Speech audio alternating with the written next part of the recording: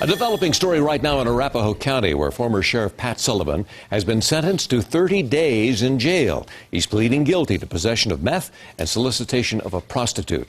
Call 7 investigator John Ferrugia first broke the story of this deal, the plea deal, this morning. Prosecutors told the judge that Sullivan had betrayed the badge that he once wore. That's right, Mike. Prosecutors say that Sullivan admitted that while under the influence of meth, he may have had sex with underage boys.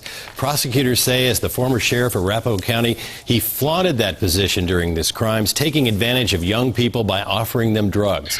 Now, for all of these reasons, they wanted Sullivan, who hobbled into court early this morning, to serve time in prison or a period in county jail.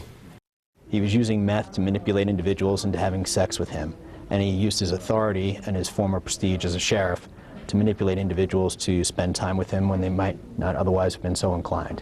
The defense lawyers appealed to the judge to spare Sullivan incarceration because of his significant health problems. They claim he also has serious infections, seeming to indicate a compromised immune system, as well as other serious problems, including surgeries on his back. Now, they have painted Sullivan as a man who suppressed his homosexuality, and once he began exploring it in gay bars and clubs, he descended into a seamy world where the lifestyle included meth exchanged for sex. In court, Sullivan said, "I apologize to the court, the community, and my family. There's no excuse for my behavior. I plan to seek forgiveness from those I have harmed. I want to move forward in my life in a positive direction." Again, Sullivan will serve 30 days in jail for possession of meth. He'll also pay a $1,000 fine and all the court costs, and he's going to pay an additional court cost and a small fine for soliciting a prostitute. Mike, the judge has ordered him into a substance abuse program. For someone who's read about all of these allegations against Sullivan, I mean, it does seem like this is a light sentence, John. You know, Mike, it does. However, sources tell me that Pat Sullivan is in really, really poor health.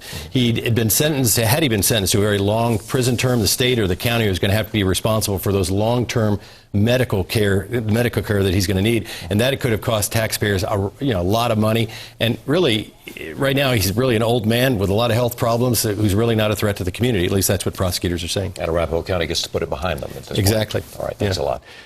7 News has been tracking the Pat Sullivan case from the very beginning, and for the very latest updates or to catch up on the original details in this investigation, you can log on to thedenverchannel.com.